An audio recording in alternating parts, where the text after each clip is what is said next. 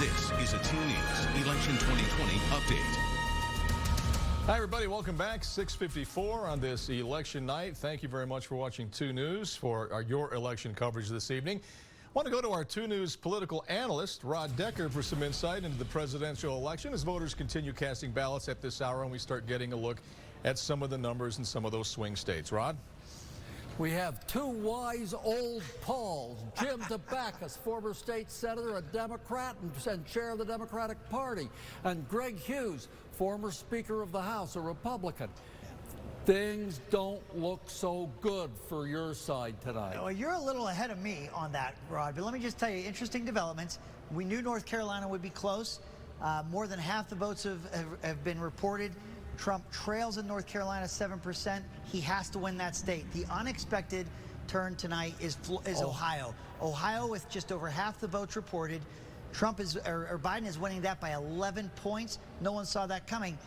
The late votes coming in for Ohio to keep Trump going forward. He has to win that state. Okay, if he loses them both, you think he's done? Statistically or mathematically, he cannot win if he loses North Carolina and Ohio. Do you agree with that? To hell with you, Florida. Way to go, Ohio. I'm so excited. It was 4 years ago tonight. I was at a hotel celebrating with Democrats. Jim, early on, I recognized what was going to happen, and I threw up as I was getting in my car. Literally, it was one of the worst nights of my life. Okay. I hope you don't feel that bad tonight, Greg. This may be one of the best nights of your life. Now, you guys win. You're going to change the Supreme Court.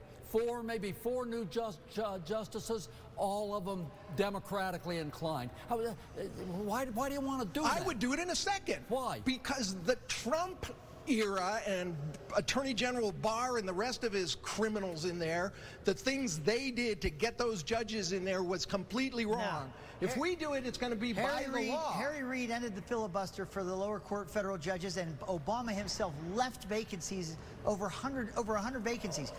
Trump filled them, and I'm telling you right now, let's not get Florida, which they're predicting for Democrats. He's won. He's going to win Georgia as well. So Trump's not out of this. In hindsight, did Republicans play too much hardball? The Democrats are going to come in and they're going to overturn the rules. You think the Republicans did right? Rod, Democrats are wonderful. When they have power, they seize it, they use it. That's how the Obamacare was even passed.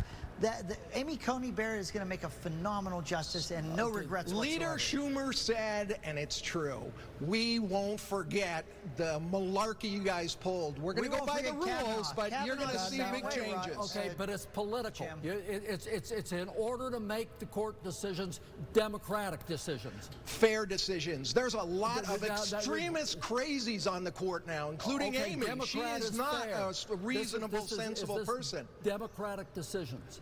This is what it's for. Like Merrick Garland, for example, a pretty even guy that you guys killed to replace with an extremist. You saw what they did to respect the political court. No, look, they're going to stack it. FDR tried to do this. They rebuffed him. I hope that as they try to do this, sensible minds prevail. But Trump's going to win this. You watch.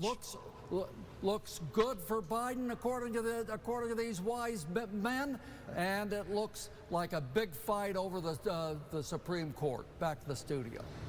Spirited discussion that I'm sure will carry on even after we go to break. Hey, a look at Wisconsin coming up, people voting there. And, of course, don't forget, we've got all your election results, polls closing at 8 o'clock. We'll be back with you in about 30 minutes with some local results, hopefully. See you then.